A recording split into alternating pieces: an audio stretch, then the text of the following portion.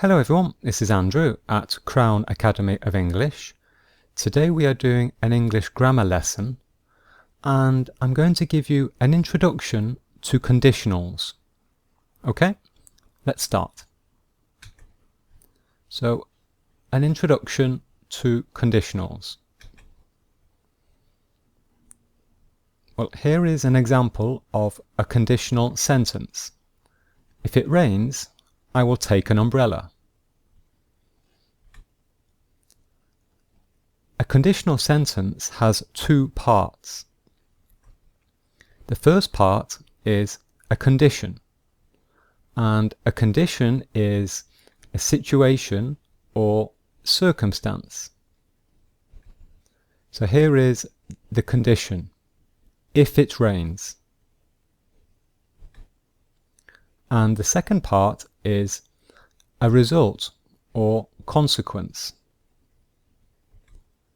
And here it is: I will take an umbrella. So, in a conditional sentence, if the condition is true, then the result will happen. So this is the meaning of a conditional sentence. So, if this is true, then this will happen. Okay? So, if it rains, then I will take an umbrella. And obviously that means if it doesn't rain, I won't take an umbrella. Okay? So it's a conditional. The basic structure. Well, there are two possible basic structures. We have two choices.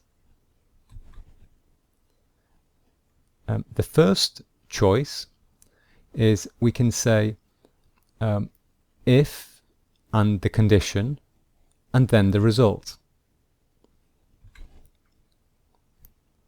For example, if the shop is open, I will buy a shirt. So we have the condition first and then the result. And very important, when we are writing this, in this structure, we must write a comma after the condition. So here is the comma. So the comma goes after the condition and before the result. And the second choice, the second structure type, is the opposite. We can change the order. So we can have the result first and then the if condition. So using the same example, we can also say, I will buy a shirt if the shop is open.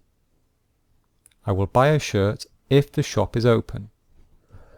And this means exactly the same as this. Okay? So the meaning is the same. We are just saying it in a different way. And very important, when we choose this structure, we do not write a comma.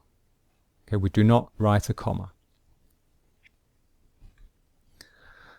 And there are several types of conditionals. And in fact, there are four very common types. We have the zero conditional, first conditional, second conditional, and the third conditional. So let's have a very quick look at each of these types. So we use the zero conditional to describe facts and things that are always true. So, for example, if you heat ice cream, it melts. So this is a fact. So this is an example of the zero conditional.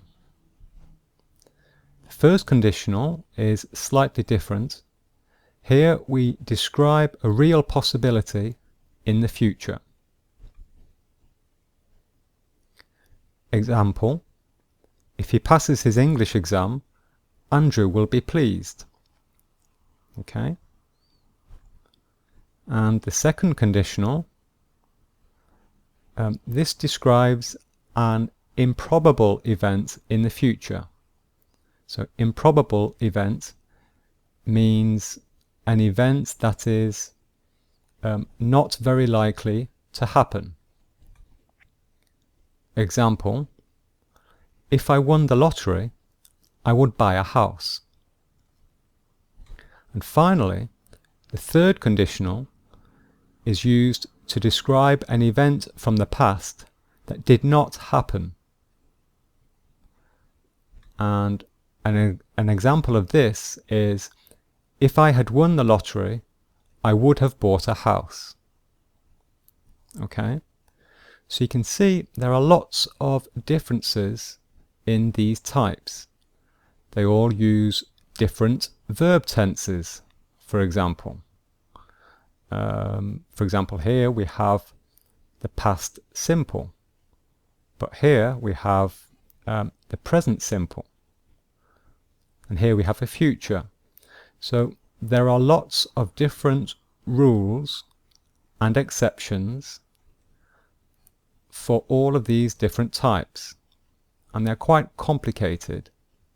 So I have made a separate video to explain each type of conditional. So here are the separate videos that I have made for these types of conditionals. Okay, so to watch these videos, you just simply click on the screen and the video will start. Okay, because I cannot explain all of these different types in detail in this video. So in these videos I explain them in lots of detail with all the rules and examples. Okay, so that's the end of this introduction and this lesson. I hope you've enjoyed it. My name is Andrew at Crown Academy of English. Thanks for watching, and I will see you very soon. Bye bye.